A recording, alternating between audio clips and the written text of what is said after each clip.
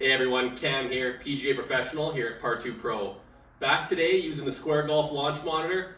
We've had a few complaints from customers saying some connection issues with the Square. So today we're going to take you through, show you a couple of our tips and tricks on the connection, as well as how to get some better numbers from the Square. All right, stay tuned.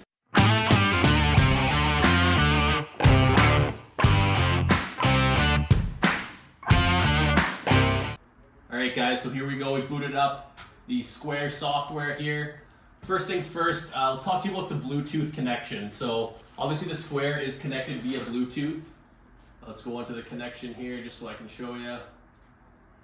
So we'll go up on here. And there we go, no device. So let's click on there. It's going to search for our device, and there we go. You can see we've got full bars on the connection. That is because we have a Bluetooth adapter. So the benefit of the Bluetooth adapter is it's going to strengthen that connection between the Square and the computer. So if you are also running on a PC, you might notice that the further from the PC that the Square is, the worse connection we got. So that's similar to what we had experienced. So what we did is plug in a Bluetooth adapter, just goes into the USB port, plug that in, and we've seen our connection strength go to full bars there. So that is ideal, that's what we want.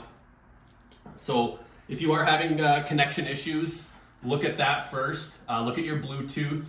Make sure that the bars on the right-hand side when you go to boot up your Square are at the max. So we've got full bars. So our connection is all set. Let's head over to the driving range. And here we go. I've got the TP5 Pix ball as the Square does like the markings on the ball. So we've decided to go with the TP5 Pix. Let's talk about the club stickers. So Square's instructions call for the stickers to be placed 20 centimeters above the sole of the golf club. So as you can see, that is where I have my club sticker there. Make sure you really measure that out properly and do that for every club in your bag. That is going to help with the overall accuracy of the unit. So let's just I'll hit a stock. I got a pitching wedge here. Let's just hit a stock one. There we go. And you can see the numbers pop up on the right hand side. So there we go. We've got a 1.5 out to in path with a 6.3, negative 6.3, I guess, with the descending there. Attack angle, we got dynamic loft of 36. And a face to target of 1.3. So there we go. Pretty stock shot there. So let's try to maneuver the club now and see how the Square kind of reacts. So that was 1.5 out to in. I'll see if I can get my path moving more into out, which should also bring up that attack angle as well. So let's see if the Square responds to what I'm giving it here.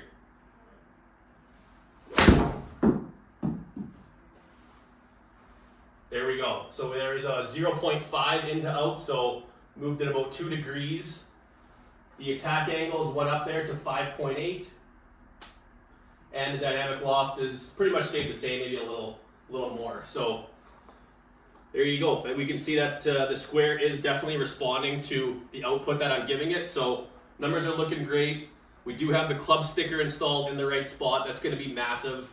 And we're using the correct ball. So every time you boot up your Square, ensure that you are using either the Square golf balls that come with the unit or the TP5 Pix, as that is going to give you some accurate data. All right, so let's see if I can hit even more of a draw shot here.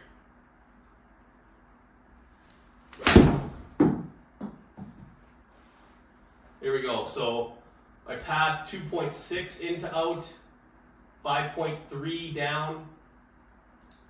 So there we go. There was a nice little baby draw. Let's see if I can really change my attack angle here. I'm going to really try to feel like I'm going to almost hit up on it and see what data the Square gives us here.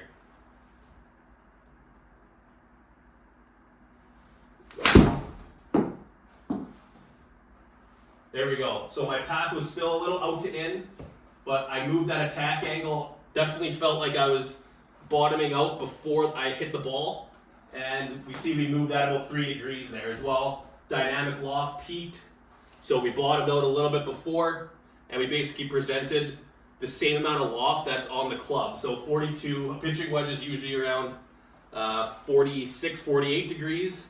So still a little de-lofted, but a lot less in comparison. So all those numbers are looking really good from the square. All right, guys, one last tip for you.